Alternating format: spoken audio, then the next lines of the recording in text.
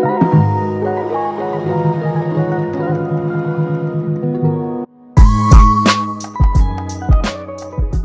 Rémi. Salut John. Meilleurs vœux. Meilleurs vœux pour cette année 2020, meilleurs vœux à tout le monde aussi. Meilleurs vœux. Ah, tous ceux qui nous suivent sur la chaîne, on vous remercie d'avoir commencé à nous suivre l'année dernière. On a beaucoup de bonnes choses cette année. Ouais, il y a plein de bonnes choses en réserve. On a bossé un petit peu là ces derniers temps et tiens, dis-nous un petit peu Rémi, qu'est-ce qui est beau cette année? Cette année, on va avoir des articles comme on a commencé à le faire. Mais avec plus d'apologètes, on va avoir des débats, on va avoir des vidéos, des conférences, plein d'autres contenus. Et il y a même des ouvrages qui vont sortir. Mais avant de parler des ouvrages, je voulais te poser une petite question, Rémi. Ouais. C'est quoi la bistronomie? Ah, ok. La bistronomie. Ok, on a utilisé ce concept de bistronomie un peu entre nous pour essayer d'expliquer ce que c'est Apologia. On a des restaurants chics qui font de la gastronomie. On a des restaurants beaucoup plus bas de gamme, parfois des bistrots comme ça qui servent des petites choses à manger. Dans les deux, en fait, il y a des inconvénients. Gastronomie très chère, pas accessible à tout le monde, et puis au bistrot, beaucoup moins cher, mais des fois pas très bonne qualité.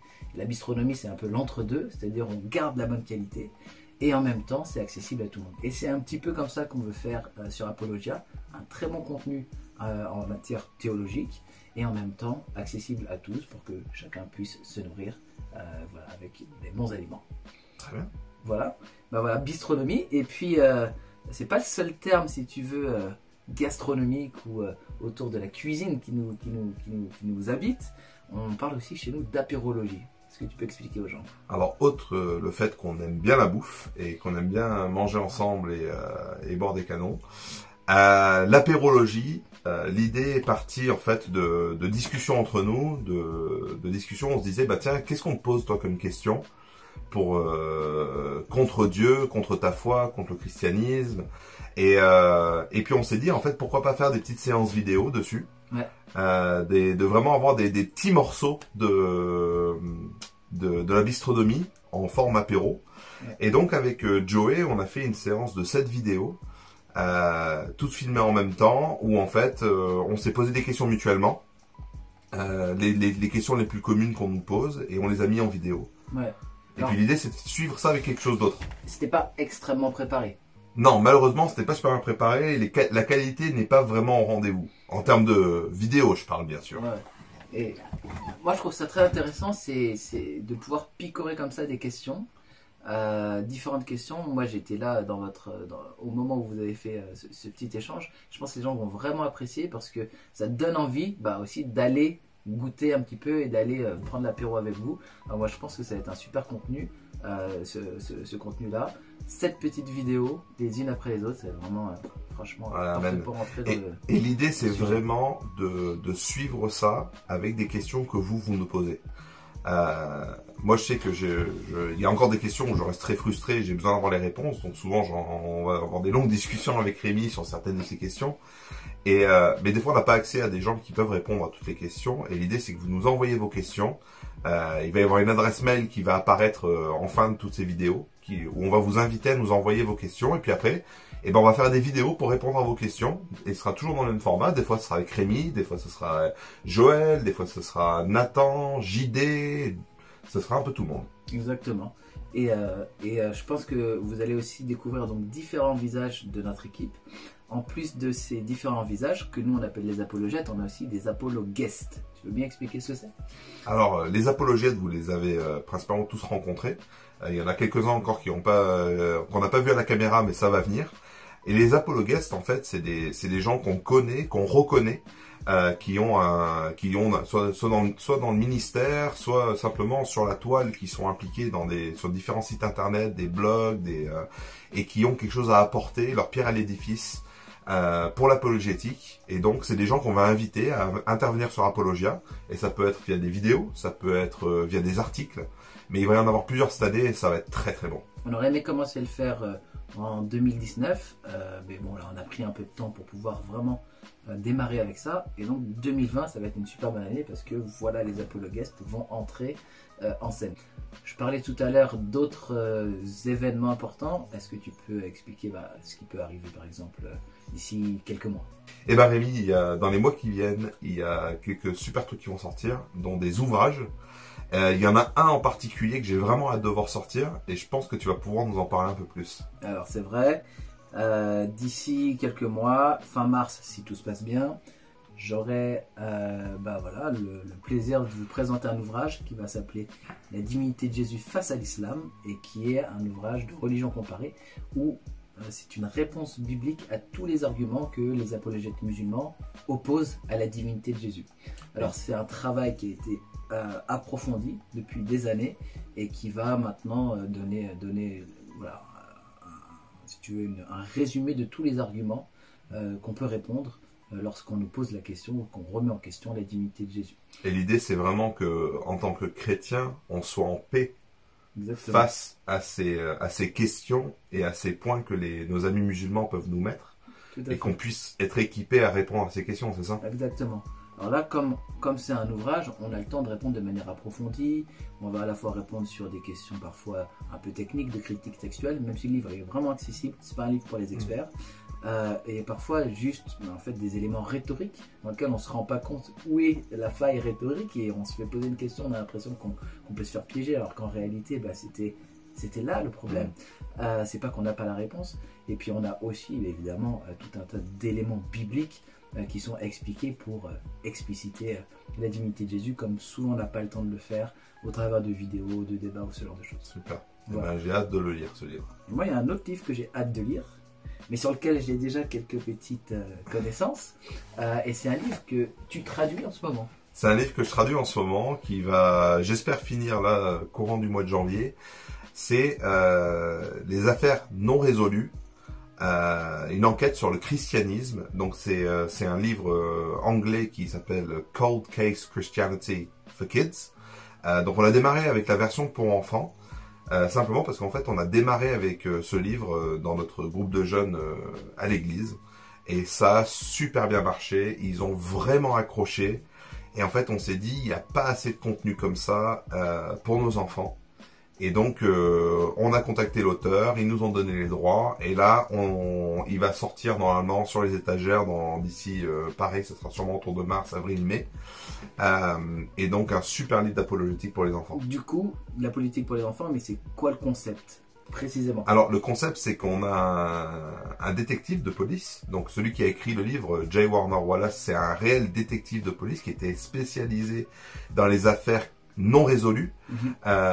Et en fait dans l'histoire en fait on accompagne un groupe d'enfants qui rejoignent une académie pour jeunes détectives et qui vont en fait apprendre toutes les méthodes, les astuces des détectives pour analyser des témoignages, parce que les évangiles sont en réalité des témoignages de témoins oculaires, pour analyser ces témoignages et de voir en fait est-ce que l'histoire de Jésus est vraiment vraie. D'accord, voilà. Donc c'est vraiment un outil pour les groupes d'enfants, pour les groupes de jeunes, et en fait toi en tant qu'animateur tu l'as utilisé, en fait c'est toi, peut-être le premier en France, je ne sais pas qui l'utilise. Quel retour tu as des enfants? Les enfants ont adoré. Il y a vraiment un côté où ce qui m'a fait super plaisir, c'est quand j'ai entendu via le grand frère d'un des garçons qui est dans le groupe me dire qu'il l'a vu au collège en train de parler avec ses copains et justement en train de répondre avec des arguments, en train de défendre sa foi chrétienne.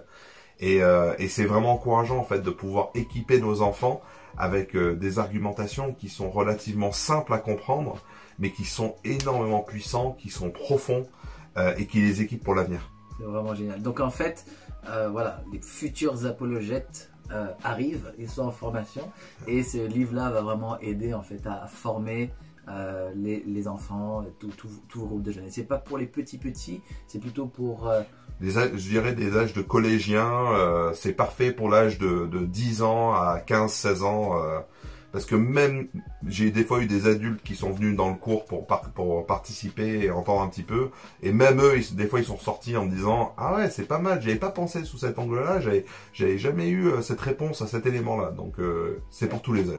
Bon Rémi, j'ai entendu qu'il va y avoir des événements assez intéressants qui vont prendre place cette année, des événements qui vont être un peu plus longs, un peu plus détaillés, Effectivement. ou un peu comme des matchs de boxe, je pense. Alors, non, on essaye justement de sortir un petit peu de l'idée du match de boxe. Bien sûr, on veut vraiment répondre aux opposants. Bon, on a nommé, toi et moi d'ailleurs, au départ, Apologia en référence à 1 Pierre 3,15. Hein, soyez toujours prêts à vous défendre de l'espérance qui est en vous. Donc, on veut se défendre, Amen. mais avec douceur et respect. Et donc, des matchs. Mais on va essayer justement de garder un cadre le plus sérieux possible pour que le fond prenne le pas sur la forme et que vraiment les gens puissent garder la substantifique moelle de ce qui est dit par les différents interlocuteurs. Donc on va essayer d'avoir des interlocuteurs de bon niveau, de qualité, des universitaires, des personnes vraiment qui sont formées. Et puis on va essayer de vraiment encadrer les débats, je pense, de façon un peu différente, parce que c'est vrai que c'est ce qui est souvent dommage, c'est quand le fond prend sur la forme prend sur le fond, et on se retrouve plus à regarder l'attitude des gens qui parlent que de ce qu'ils viennent de dire, ou d'éviter de répondre à des questions qui viennent de leur être posées. Et ça, c'est quelque chose, je pense, avec Apologia, on va vraiment essayer d'être plus fort là-dessus, sur l'année qui vient, et d'avoir des débats de qualité qui peuvent être suivis par tout le monde.